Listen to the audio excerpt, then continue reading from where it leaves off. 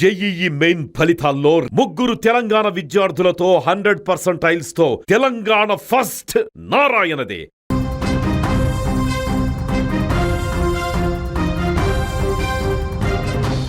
తమిళనాడు రాజకీయ యవనికపై ఒక కొత్త శకం మొదలైంది.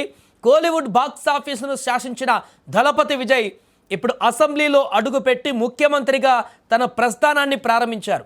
ఆదివారం అట్టహాసంగా ప్రమాణ స్వీకారం చేసిన విజయ్ ఈరోజు తన టీం అసెంబ్లీ సభ్యులుగా ఎమ్మెల్యేలుగా ప్రమాణం చేయడంతో పాలనలోకి పూర్తి స్థాయిలో ప్రవేశించారు టీవీకే పార్టీ. మొత్తం 234కి 33 మంది ఎమ్మెల్యేలు ఉన్నారు. ప్రస్తుతానికి 233. ప్రొటెం స్పీకర్ సమక్షంలో ప్రమాణ స్వీకారం చేసినటువంటి ఈ ఘట్టం తమిళ రాజకీయాలలో చారిత్రాత్మక మార్పుకు నాంది పలికింది.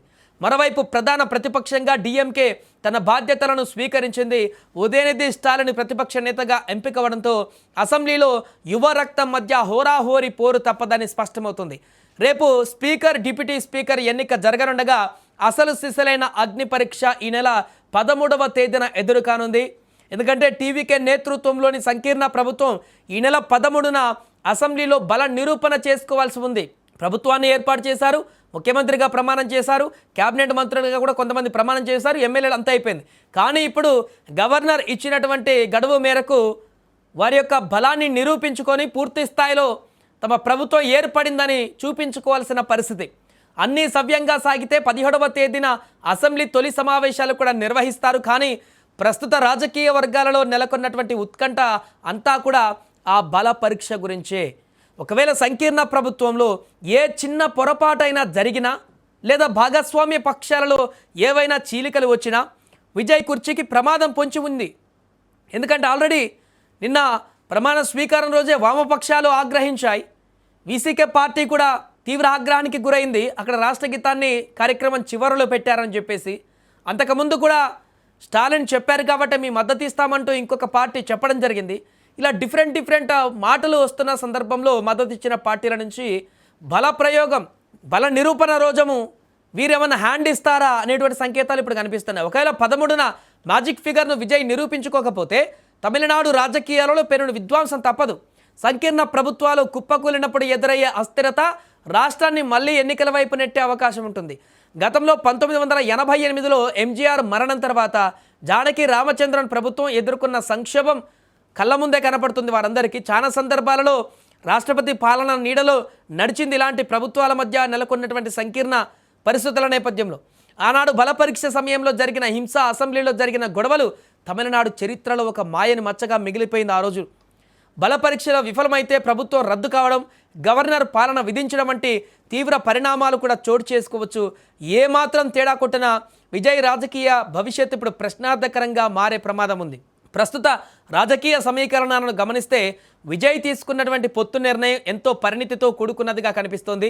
ఏకపక్షంగా వెళ్లకుండా ఇతర పార్టీలను కలుపుకొని వెళ్లడం ద్వారా ఆయన తన అధికారాన్ని పదిలం చేసుకునే దిశగా అడుగులు వేశారు. తమిళనాడు ప్రయోజనాల కోసం, రాష్ట్ర అభివృద్ధి కోసం విభిన్న శక్తులు ఏకం కావాల్సిన అవసరం ఎంతైనా ఉంది. ఈ పొత్తు కేవలం అధికారం కోసం మాత్రమే కాకుండా ప్రజా సమస్యల పరిష్కారం కోసం ఒక బలమైనటువంటి వేదికగా నిలుస్తుందని కూడా విశ్లేషకులు భావిస్తున్నారు. అందుకే ప్రస్తుత పరిస్థితులలో విజయ్ అనుసరిస్తున్నటువంటి ఈ సంకీర్ణ వ్యూహము అత్యంత సమంజసకమైనది. సంక్షోభ సమయాలలో ఒంటరి పోరాటం కంటే కూడా సమిష్టిగా కృషితో ముందుకు వెళ్ళడమే విజయానికి అసలైనటువంటి మార్గంగా కనిపిస్తోంది.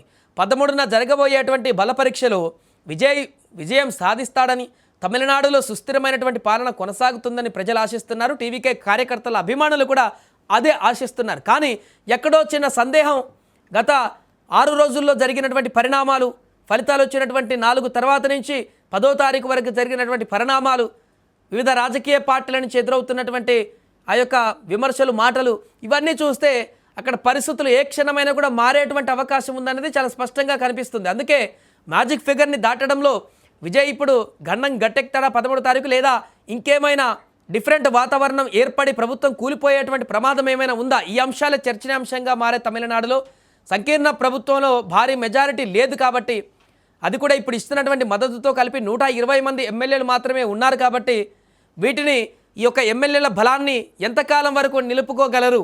ఆల్రెడీ వామపక్షాలు వీసీకే పార్టీ నిన్న హెచ్చరికలు జారీ చేశాయి.